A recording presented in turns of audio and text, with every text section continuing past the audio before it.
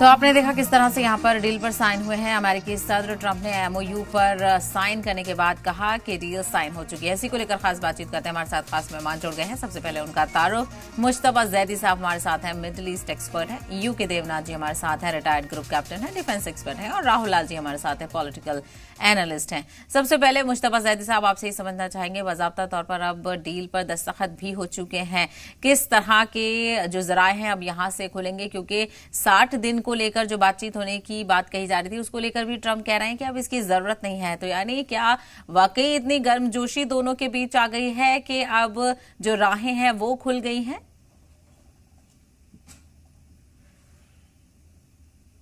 आपको आवाज मिल रही है मुश्तबा जी? जी फिर से दबाइए आप। जी जैदी साहब, जिस तरह से डील पर साइन हो चुके हैं, बाज़ाब्ता तौर पर पेरिस में ये साइन हुए हैं, किस तरह के जराए अब खुलेंगे, क्योंकि काफी गर्मजोशी अब इस समझौते में नजर आ रही है? जी, अगर अमेरिका जो है अपने वादे पे रहता है तो एक पूरी दुनिया के लिए, वर्ल्ड इकोनॉमी के लिए एक बहुत बड़ी जो है राहत होगी और जो है दुनिया, पूरी सारी दुनिया जो है एक तरक्की की तरफ जाएगी। मगर अब देखना यह है कि जो मेन स्पॉइलर है जो वो इजराइल है और इजराइल नहीं चाहता है कि, जैसा कि बीबी नेतन्याहू ने कहा कि हमको, हमारी एग्जिस्टेंशियल लड़ाई है ये और हम अकेले लड़ेंगे अगर अमेरिका साथ नहीं भी देता है। तो ये कितना रियल है या कितना वो उस खित्ते में ट्रबल फिर करने की कोशिश करेंगे वो तो आने वाला वक्त बताएगा। मगर ये है कि अगर इकोनॉमी सुधरती है, इसीलिए कि हम ईरान को देखेंगे तो एक ऐसे चौराहे पे है वो जिसमें international north south trade corridor है, जिसमें हिंदुस्तान एक बहुत बड़ा जो है बेनिफिशियरी भी रहेगा। हिंदुस्तान का ट्रेड जो है ईरान के थ्रू पूरी यूरोप को जा सकता है और शंघाई कॉरपोरेशन में हिंदुस्तान भी है, ईरान भी है और कई ऐसे और ब्रिक्स में है जो है। हिंदुस्तान ने तो बड़ी पहल की ईरान को जो है ब्रिक्स में शामिल करने के लिए। तो आने वाले दिनों में अगर पीस जो है फिर प्रिवेल होती है, वापस आती है इस खित्ते में, जो है पूरा खित्ता और खासतौर पे द वेस्ट एशिया जो है प्रॉस्पर करेगा और इसमें they could lead the whole world. आने वाले जो सदी होगी वो वेस्ट एशिया की होगी, इसीलिए कि हर कोई यहाँ पे एक से एक बड़ा टैलेंट रखता है इस खित्ते में, हर एक के पास बड़े नेचुरल रिसोर्सेस है और जो एक हेल्थी कंपटीशन है वो हो सकता है। मगर शर्त यह है कि अमेरिका अपने शर्तों पे रहे और इजराइल को उसको जो है बांध के रखे। और खुद इस डील में ये भी हुआ है कि अमेरिका जो खुद उन्होंने इतराफ किया है कि एक पैराग्राफ में 3 बार लेबनान को मेंशन किया है कि लेबनान में अब दोबारा इजराइल एंटर नहीं होना है और ट्रूप्स वापसी की बात की गई है। तो अगर इजराइल को अपनी जगह रख दिया जाएगा तो ये पूरी खित्ते के लिए अच्छी बात होगी।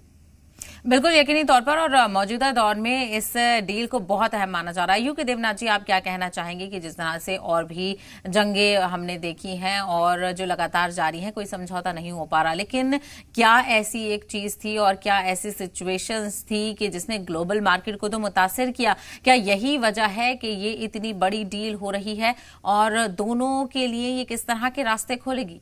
देवनाथ जी। जी हाँ, देखिए, ईरान तो शुरुआती दौर से ही, पहले दिन से ही इस जंग को नहीं चाहता था।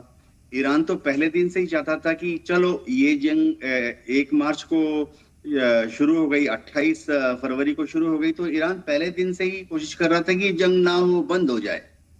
ये तो सिर्फ अमेरिका था या इजराइल अभी भी है जो कि चाहता है कि ये जंग चलती रहे।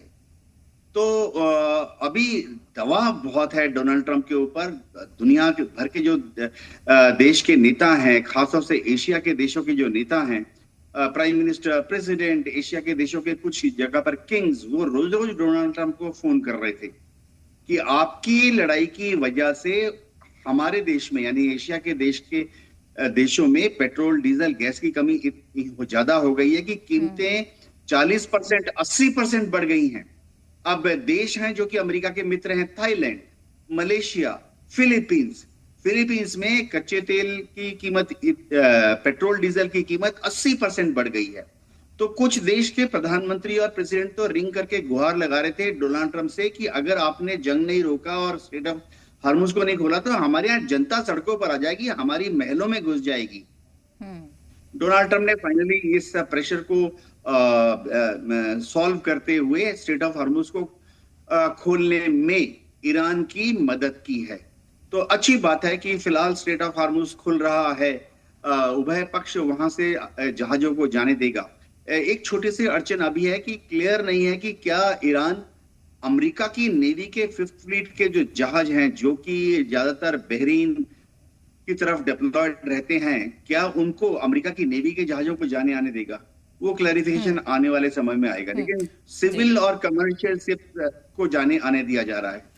बिल्कुल जी बिल्कुल, ये सारी चीजें खुली हैं और धीरे धीरे और भी चीजें साफ होंगी। वही राहुल लाल जी, आप इस पूरे डील को किस तरह से देख रहे हैं? क्योंकि जिस तरह से अभी अमेरिका नजर आ रहा है, ऐसा लग रहा है कि सब कुछ ठीक है और सभी चीजों पर वो राजी हो गया है, और वो ये भी कह रहा है कि 60 दिन की भी जरूरत नहीं है क्योंकि डील यहाँ पर हो चुकी है और सब रास्ते अब खुल जाएंगे। तो क्या इतना भरोसा ईरान करेगा अमेरिका पर?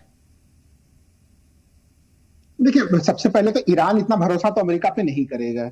लेकिन अगर 28 फरवरी से जब से ये लड़ाई प्रारंभ हुई और उस समय अमेरिका और इजराइल ने बिना किसी वजह के ईरान के ऊपर हमला किया था, और उस हमले का उस समय अगर लक्ष्य देखें हम लोग, तो सीधे सीधे ये था कि ईरान में सत्ता परिवर्तन करना।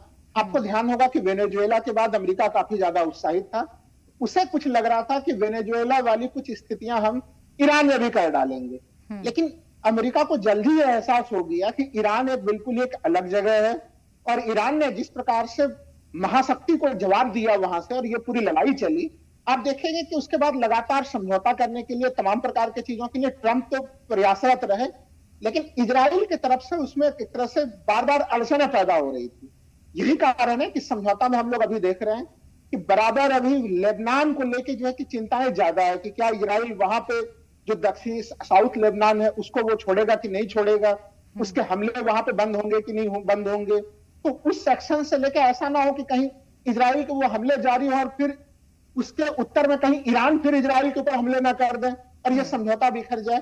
तो ट्रंप इसको लेकर बहुत सावधान है। लेकिन एक चीज सोचने वाली बात है कि जो 2015 में समझौता हुआ था, जिस समझौते के साथ ईरान बंधा हुआ था, और 2018 में जब ट्रंप आते हैं और कहते हैं कि बहुत ही बकवास किस्म का समझौता था, हम तो उससे बाहर होते हैं।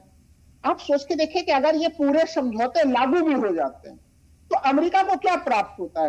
एक तरह से 2015 से भी ये अगर ये पूरे लागू हो जाए तो भी 2015 से बेहतर स्थिति कहीं नहीं है। तो कहते हैं कि फिर से पुनर्मुस्कुब होगा। जिस जगह पे अमेरिका खड़ा था, इतने तमाम लड़ाई संघर्ष सब कुछ करके दुनिया भर में बर्बादी फैला के उसी पॉइंट पे पहुंच गया। और इसके लिए मैं मानता हूं कि ईरान की जो पूरी रणनीति रही लड़ाई की, कि सोच के देखें कि आज अगर पूरे हम लोग 14 पॉइंट को अगर हम लोग देखते हैं उसमें, तो सबसे ज्यादा वर्णन किस चीज का आता है? हॉर्मुज को लेके आता है। 28 फरवरी को जब ये लड़ाई शुरू हुई तो तब सोचिए कि हॉर्मुज चर्चा में नहीं था, लेकिन अभी पूरे दुनिया के लिए, हर चीज के लिए, पूरे दुनिया भर में हम लोगों ने जिस प्रकार से एनर्जी क्राइसिस देखी, वो हॉर्मुज के कारण से देखी। तो अब सोचिए कि इस पूरे वार्ता का केंद्रीय विषय वस्तु क्या है?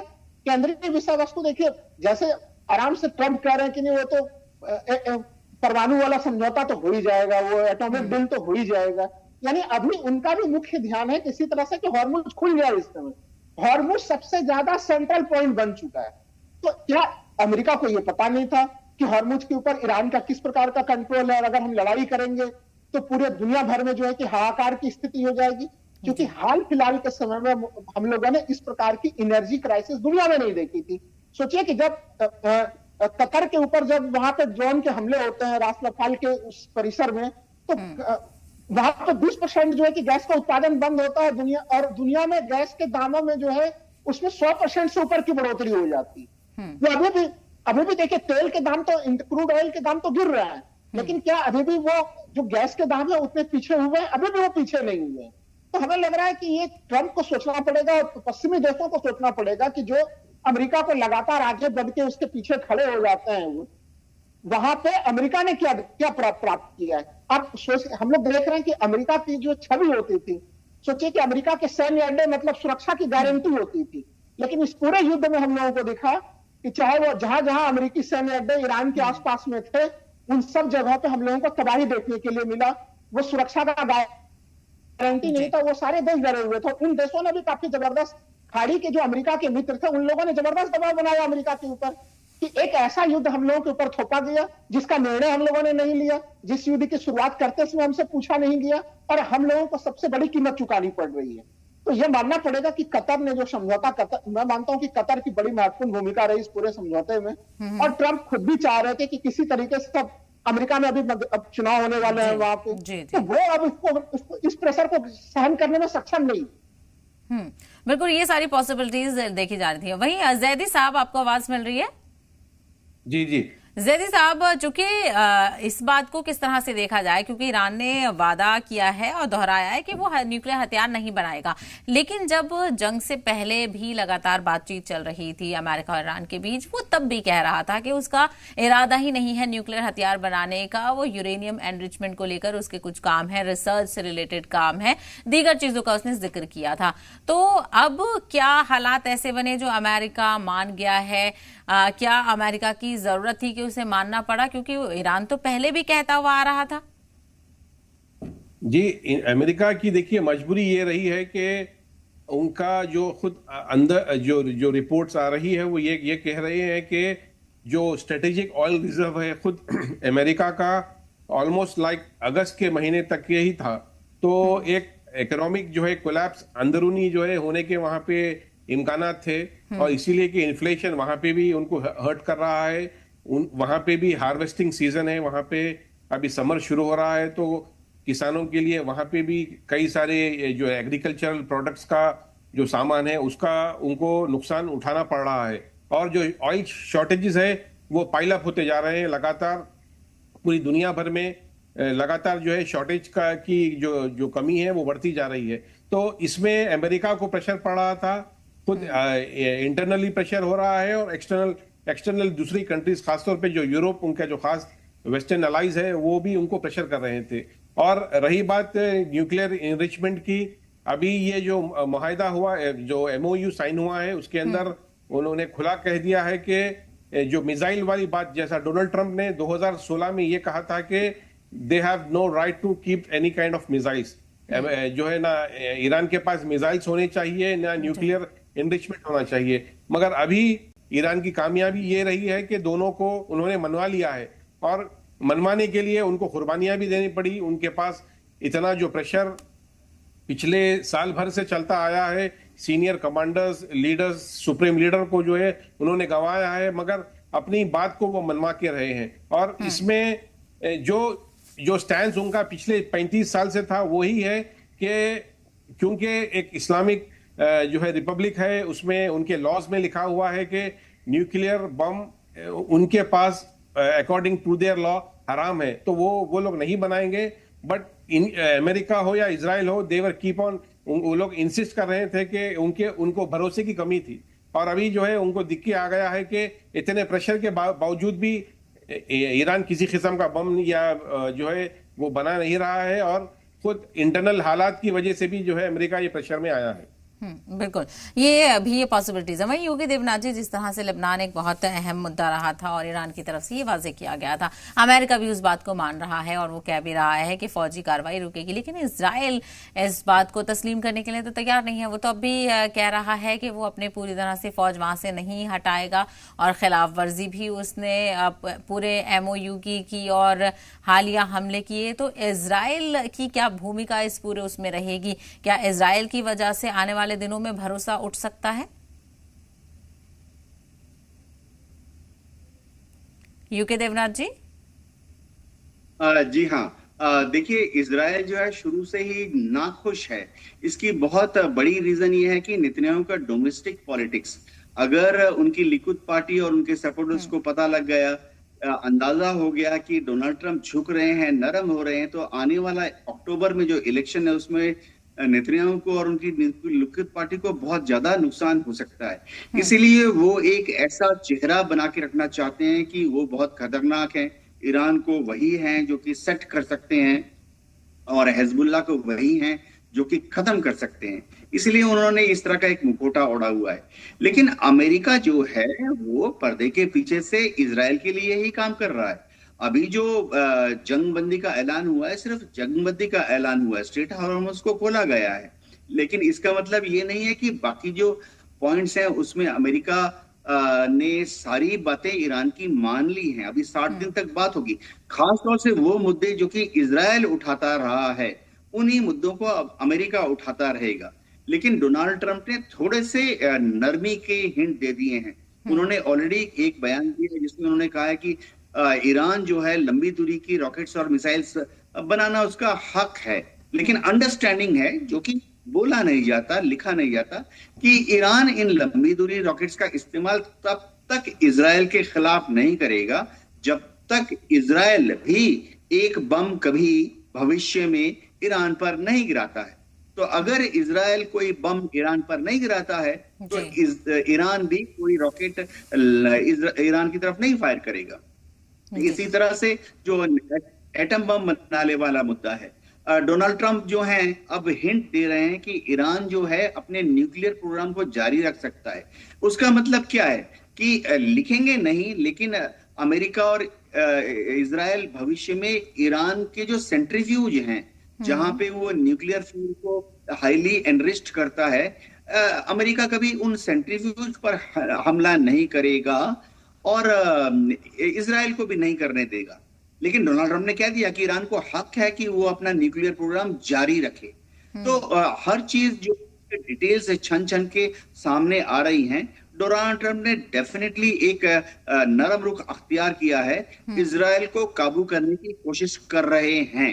जी बिल्कुल, और उनकी जरूरत भी नजर आती है। जिन तमाम चीजों का जिक्र तमाम एक्सपर्ट ने किया, वहीं राहुल लाल जी, जिस तरह से इस समझौते में ईरान लीड करता हुआ नजर आ रहा है और जो अमेरिका की मजबूरियां हैं, चाहे इलेक्शन हो, चाहे इजराइल में भी जो लिक्विड पार्टी और दीगर चीजें हों, तो ये कहीं ना कहीं एक बड़ी वजह है, क्योंकि वहां पर भी वाजे हो गया है कि अब नेतन्याहू या फिर डोनाल्ड ट्रंप की दोस्ती को लेकर उस तरह से उतना फायदा नहीं होने वाला है। देखिए, बिल्कुल सही कह रही हैं। अगर आप सोच के देखिए कि इजराइल के मन में क्या चल रहा होगा, बेंजामिन नेतन्याहू यही चाह रहे होंगे कि कम से कम ये समझौता वगैरह कुछ भी हो तो वो उनके इलेक्शन तक ना होता, इलेक्शन के बाद हो जाता जब वो चुनाव जीत लेते। तो लेकिन जिस प्रकार से ये समझौता इजराइल के चुनाव से पहले ही हुआ है, तो और बेंजामिन नेतन्याहू के बिल्कुल इच्छा के विपरीत हुआ है ये। वो अभी इलेक्शन में देखिए पॉलिटिकल पार्टी का प्रयास क्या होता है, वो उन्होंने, हम लोगों ने देखा कि किस प्रकार से वो अपनी एक छवि दिखाने का प्रयास कर रहे हैं। तो वो, लेकिन इस पूरे समझौते में 14 पॉइंट के जो ये एमओयू है, वो लगातार ये चीज दिखा रहा है कि इसमें लड़ाई जब 28 फरवरी से वो शुरू हुई थी तो उसमें अमेरिका और इजराइल दोनों थे, लेकिन आज अगर इसमें समझौता वार्ता हो रहा है तो उसमें हस्ताक्षर करने वाले भी हैं, तो उसमें केवल जो है कि वो ट्रंप है और उधर से जो है कि पेजेस्कियान है, यानी कि दोनों राष्ट्रपति हैं। इजराइल कहीं कहीं इसमें छूटा हुआ दिख रहा है इस पूरे समझौते में। तो खतरे भी अगर यहाँ पे अब तो वो इजराइल की तरफ से ही है कि ये शांति वार्ता, अगर पीस प्रोसेस कहीं टूटती है तो वो कहीं इजराइल के कदमों के कारण न टूट जाए। इसके पहले भी हम लोगों ने देखा कि जब कभी पीस प्रोसेस चल रहा होता था तो इजराइल की तरफ से अचानक से गतिविधियां उग्र हो जाती थी, वो आक्रामक अपना तेवर लेके दिखाना शुरू कर देता था। इसलिए शुरू करता था कि लगातार वो अपने जनता के बीच में यह मैसेज दे सके कि नहीं, वो तो बिल्कुल जो है कि ईरान को आखिरी दम तक नस्तानाबूद करने तक वो संघर्ष करेंगे। अमेरिका के साथ इस पूरे लड़ाई में जो चीजें संभव नहीं हुई, वो असंभव लक्ष्य अभी भी इजराइल की जनता को दिखाया जा रहा है। तो हमें लग रहा है कि ये मामला काफी इलेक्शन के दृष्टि से भी देखें तो इसमें इजराइल को काफी नुकसान होने वाला है। यहाँ से अगर वो बिल्कुल, अगर उनके ऊपर यह दबाव भी बनता है कि वो लेबनान के दक्षिणी लेबनान से भी वो अपने वहां से पीछे हट जाएं वो, और उनको अगर कदम कुछ पीछे वहां पे खींचने पड़ते हैं तो फिर ये स्थितियां आप दूसरी दिशा में जाएंगे। सोचिए कि ट्रंप का जो बयान, ट्रंप से जब पूछा गया, जो बयान उनके आए कि भाई अगर ईरान के दूसरे बगल के देशों के पास बैलिस्टिक मिसाइल्स हो सकते हैं, पड़ोसी देशों के पास, तो फिर ईरान के पास बैलिस्टिक मिसाइल क्यों ना हो। तो सोचिए कि ये ट्रंप और अमेरिका के पूरे एक तरह से बयान में कितना बड़ा यूटर्न दिखाई देता है। जो ट्रंप कभी कहते थे कि नहीं, बैलिस्टिक मिसाइल नहीं होना चाहिए, बिल्कुल ही जो है उनके पास किसी भी रूप में वो ईरान के पास कुछ भी नहीं होना चाहिए। तो हमें लग रहा है कि इस पूरे प्रोसेस को देखना पड़ेगा कि ईरान ने जिस मजबूती, जिस ताकत, क्योंकि वो ईरान की तरफ से जो वहां पे भी कई लोग असंतुष्ट थे ईरान में कि ये समझौता क्यों हो रहा है, ईरान ने जो समझाया है वहां पे जो बयान मैंने देखे बड़े सही है कि जब आप युद्ध को जीतते हैं तो समझौते में भी वो चीजें आनी चाहिए, उसका लाभ भी मिलना चाहिए। तो ईरान कहीं कहीं फ्रंट फुट पे चलता हुआ दिखा है। जो आप सवाल कर रही थी कि ईरान इसमें फ्रंट फुट पे है इस पूरे प्रकरण में। भले ही ट्रंप जो है वो G7 के बैठक में उन्होंने सारे मुद्दे देखे दरकिनार कर दिए प्रांत में। G7 में किस चीज पे चर्चा हुई नहीं हुई, लेकिन उन्होंने हाईलाइट मुद्दा बनाए रखने का प्रयास किया कि ईरान अमेरिका के बीच में शांति प्रोसेस हो रहा है और उस प्रोसेस को कराने वाले ट्रंप हैं। लेकिन मुझे लग रहा है कि अगर इसको दूर से निष्पक्ष दृष्टि से देखा जाए तो इस पूरे प्रकरण में ईरान लीडिंग स्तर पर दिखाई दे रहा है। बिल्कुल बिल्कुल, वो वाज़ेह है और उसने अपना एक स्टैंड हमेशा क्लियर रखा है और डोनाल्ड ट्रंप की तरफ से बार बार बयानों में भी बदलाव देखने को मिला है। उसकी वजह से भी कई तरह के सवाल खड़े हुए थे। जैदी साहब, आपका आखिरी रिएक्शन चाहेंगे कि ग्लोबल मार्केट के लिए भी ये काफी खुश आइंद होगा, क्योंकि जिस तरह से ग्लोबल मार्केट चरमराया था उससे अब कहीं ना कहीं एक सही तरफ रफ्तार अब मिलेगी ग्लोबल मार्केट को। बिल्कुल सही, जो है इकोनॉमिक के लिए खासतौर पे स्टेबिलिटी चाहिए, पूरे रीजन में चाहिए, और खासतौर पे क्योंकि ये एक ऑयल रिच गैस रिच जो है इलाका है और पूरा इससे पूरी हर दुनिया की हर इंसान जुड़ा हुआ है इस इलाके से, क्योंकि डायरेक्टली या इनडायरेक्टली हर इंसान के ऊपर इसका इम्पैक्ट पड़ रहा था इस जंग का। अगर स्टेबिलिटी वहां पे आती है, अमनो अमान आता है, तो आने वाले दिनों में हर मुल्क जो है अपनी बेहतरी के लिए की तरफ जो है आगे बढ़ सकता है, और जितने जो रीजनल इश्यूज है वो जो है आपस में दोस्ताना जो है बातचीत से ही हल हो सकते हैं। इसीलिए कि अमेरिका और इजराइल ने जो अहमकाना इकदाम उठाया था कि रिजीम चेंज करके जो है हुकूमत चेंज करके अपनी बात मनवाएंगे।